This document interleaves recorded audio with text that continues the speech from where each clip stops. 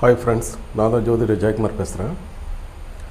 இப்பொழுது பார்த்தீங்கன்னா சித்திரை 1 அதாவது ஏப்ரல் 14 தமிழ் புது வருடம் தொடங்குதுங்க. சித்திரை 1 இது பார்த்திங்கன்னா தமிழ் வருஷத்தில்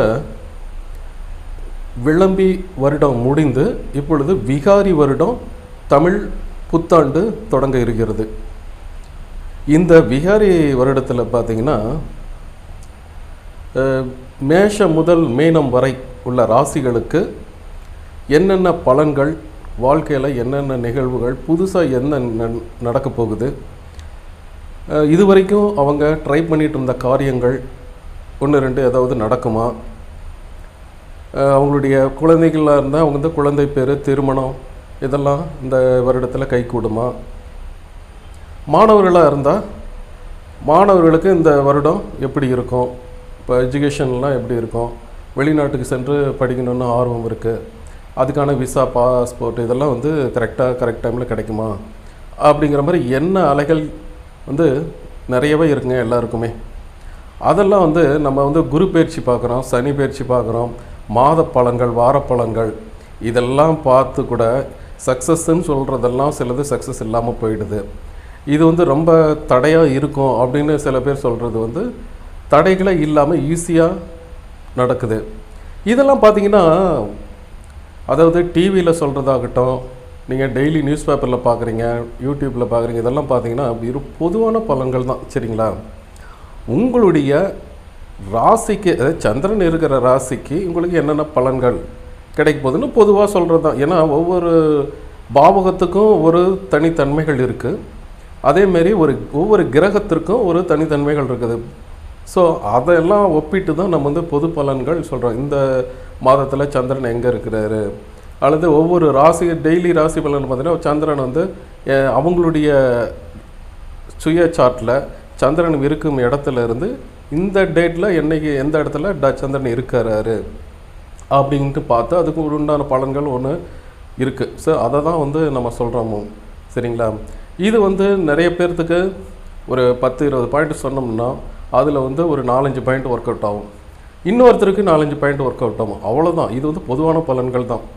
ஸோ இது வந்து எல்லாமே நடக்கும் அப்படின்னும் எடுத்துக்கூடாது, எதுவுமே நடக்கலை அப்படின்னு எடுத்துக்கூடாது. சரிங்களா? அதுக்கு என்ன பண்ணுன்னு பார்த்தீங்கன்னா உங்களுடைய சுய சார்ட், அதுவும் நீங்கள் பிறந்த உடனே ஒரு ஜாதகம் எழுதியிருப்பாங்க இல்லைங்களா, அந்த ஜாதகத்தில் கோள்களின் அமைப்பு எந்த இடத்துல இருக்குது அப்படிங்கிறத வச்சு தான் வந்து உங்களுக்கு சுயமாக ஒரு பலனை 99% கரெக்டாக இருக்குங்க, அது மாதிரி சொல்ல முடியும். இது பார்த்து பொதுவான பலன்கள் தெரிஞ்சுக்கலாம், இப்படி இருக்கும். ஒரு வந்து சில இது வந்து கொஞ்சம் மோசமாக சொல்கிறாங்கன்னு பார்த்தீங்கன்னா அது இந்த சம்மந்தம் நம்ம எப்படி தற்காத்துக்கலாம், வருமுன் காக்கிறது தான். விகாரி தமிழ் புத்தாண்டு பலன்கள் வரிசையில் சிம்மம் ராசி பற்றி இப்பொழுது பார்ப்போம். சிம்மம் ராசியினுடைய அதிபதி பார்த்திங்கன்னா இந்த மாதத்தை பொறுத்த வரைக்கும் எப்பொழுதுமே தமிழ் வருடத்தில் சித்திரை மாதத்தில் தன்னுடைய 9வது இடத்துல, அதாவது மேஷம் ராசியில் உச்சம் பெறுகிறார். இது வந்து இந்த வருடம் தான் நடக்குது. சரிங்களா? இது இந்த வருடம் ஒரு புதிய அற்புதம் என்னன்னு கேட்டிங்கன்னா 5ஆம் இடத்துல குருங்க, அதாவது பூர்வ புண்ணியாதிபதி ஸ்தானம்னு சொல்லப்படுகிற 5ஆம் இடத்துல குரு, தொழில்காரகனாகிய சனியினுடைய கூட்டணி, ஆன்மீகக்காரனாகிய கேதுவனுடைய இணைவு, இதெல்லாமே 5ஆம் இடத்துல இருக்கிறதுனால பூர்வ புண்ணியஸ்தானம் உங்களுக்கு நல்லாவே இருக்குங்க. அதே போல் உங்களுக்கு 7-8க்கு அதிபதியான சனி உங்களுடைய குருவனுடைய இணைந்திருக்கிறதுனால தொழிலில் ஏதாவது இடையூறுகள், சண்டை சச்சரவுகள், பிரச்சனைகள், ப்ராப்ளம்ஸ் ஏதாவது இருந்தாலும் கூட குருவின் இணைவுனால் உங்களுக்கு அதெல்லாம் சாதகமாகக்கூடிய வாய்ப்புகள்லாம் இருக்குங்க. இது வரைக்கும் வந்து ஏதோ ஒரு பிரச்சனை, இந்த தொழிலை விட்டு வேறு தொழிலுக்கு போகணும், ரொம்ப கஷ்டமாக இருக்குது அப்படின்னு யோசிச்சுட்ருக்கிறவங்களுக்கெல்லாம் இது வந்து நல்ல ஒரு இந்த வருடம் உங்களுக்கு சிறப்பாகவே இருக்குங்க.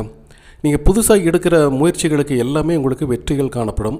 அதே போல் குரு தனது 5ஆம் பார்வையாக உங்களுடைய உச்சம் சூரியன் உச்சமாக இருக்கிற மேஷ ராசியை பார்க்குறதுனால இன்னும் அது பலப்படுதுங்க. தொழில் ஸ்தானம் வந்து இன்னும் மேன்மை அடைகிற வாய்ப்புகள்லாம் இருக்குது.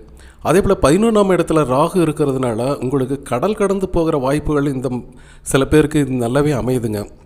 கடல் கடந்து போய் படிக்கணும், படிக்கும் மாணவர்களுக்கும் சரி வேலை செய்யணும் அப்படின்னு அதுக்காக ஏற்பாடுகள் செஞ்சிட்ருக்கிறவங்களுக்கும் இந்த ஒரு இடத்துல அதெல்லாம் சாத்தியக்கூறுகளாக சக்ஸஸ் ஆகிற தன்மைகள்லாம் அதிகமாக இருக்குது. இருந்தாலும் உங்களுக்கு 11க்கு அதிபதி 2க்கு அதிபதி ஆகிய புதன் பார்த்திங்கன்னா 8ஆம் இடத்துல நீசமடைஞ்சனா ஒன்றும் ப்ராப்ளம் இல்லை. 8ல் நீசமடைஞ்சாலும் வந்து கெட்டவன் கெட்டல் கீழ் ராஜயோகம்ங்கிற அடிப்படையில் உங்களுடைய வாக்குஸ்தான அதிபதியும் தன அதிபதியும் உங்களுக்கு வந்து 8ஆம் இடத்துல இருக்கிறனாலையும் 11ஆம் அதிபதி 8ஆம் இடத்துல இருக்கிறனாலையும் ஒன்றும் பிரச்சனை இல்லை.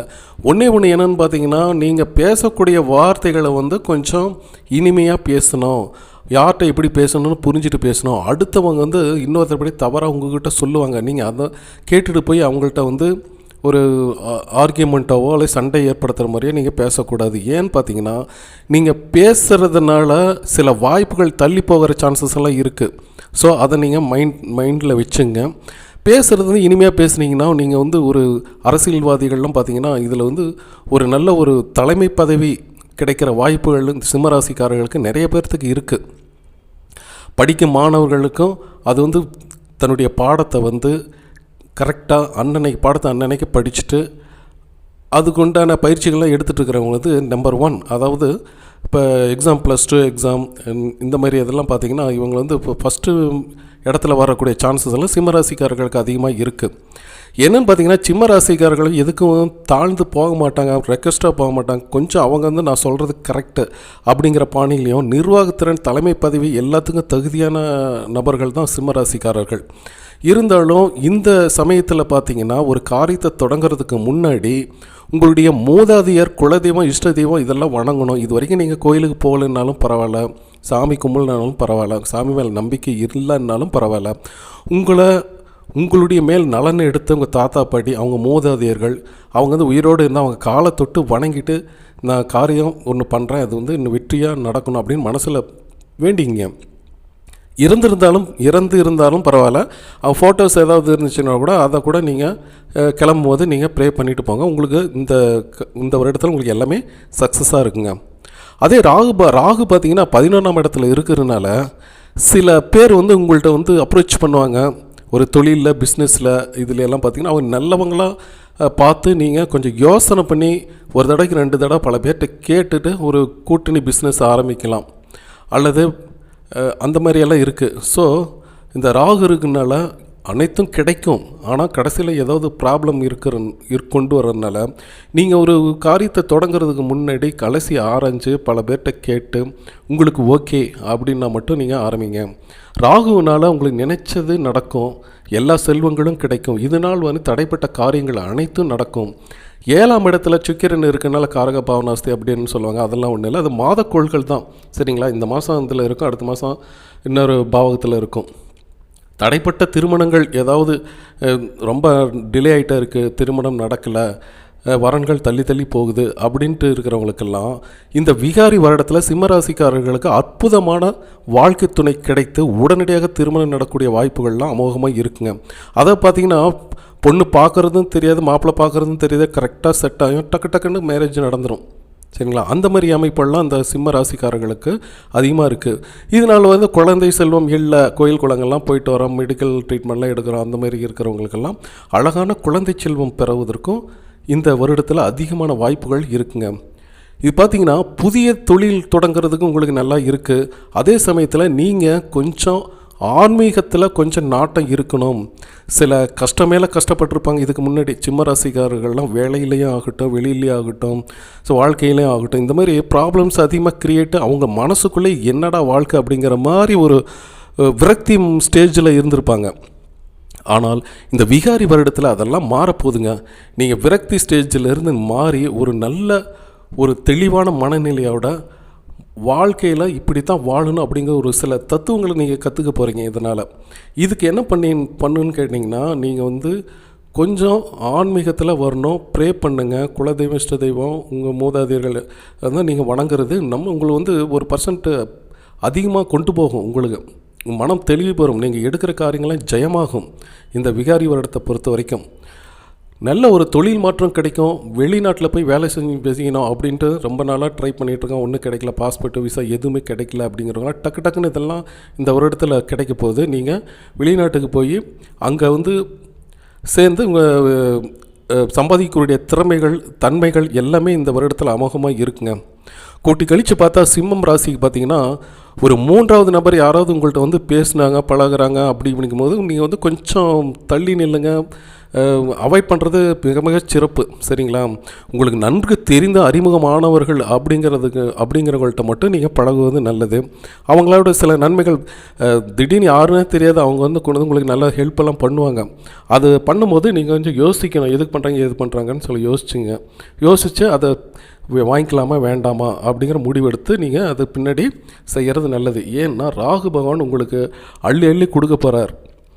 அதே சமயம் நீங்கள் அது எப்படி இருந்தது அப்படிங்கிறது யோசனை பண்ணணும்.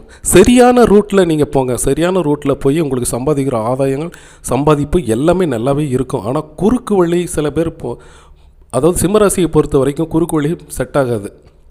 குறுக்கு வழியில் போனால் அவங்க வந்து கொஞ்சம் ப்ராப்ளம் தான் அடையிற மாதிரி இருக்குது. ஸோ அதனால தான் சொல்கிறேன், 3வது நபர் ஆசை வார்த்தைகள்லாம் கொடுப்பாங்க, அதெல்லாம் நீங்கள் கொஞ்சம் ரொம்ப கவனமாக இருக்கணுங்க. கூட்டி கழித்து பார்த்தா இந்த விகாரி வருடம் வந்து சிம்ம ராசிக்கு நல்ல ஒரு முன்னேற்றமான சூழ்நிலை, அமோகமான வாய்ப்புகள், அதாவது வேலையில் சம்பாதியத்தில் எல்லாமே சிறப்பாகவே இருக்குங்க. மாணவர்களை பொறுத்த வரைக்கும் அவங்க வந்து எந்த அளவுக்கு முயற்சி செய்து கான்சன்ட்ரேட் பண்ணி படிக்கிறாங்க அந்த அளவுக்கு அவங்களுடைய படிப்பில் வந்து மேன்மை அடையக்கூடிய வாய்ப்புகள் அதிகமாகவே இருக்குங்க. இது வந்து பொதுவான பலன்கள் தான். உங்கள் சுய சார்ட்டை பொறுத்த வரைக்கும் நீங்கள் வந்து அதில் இருந்த கோள்களின் இணைவுகள் தன்மைகள் இருக்கிற இடம் இதை பொறுத்து நீங்கள் உங்களுக்கு சுயமாக 99% செட் ஆகிற மாதிரி உங்களுடைய பலன்கள் பார்த்துக்கொள்ளலாம். சரிங்களா? Okay, by.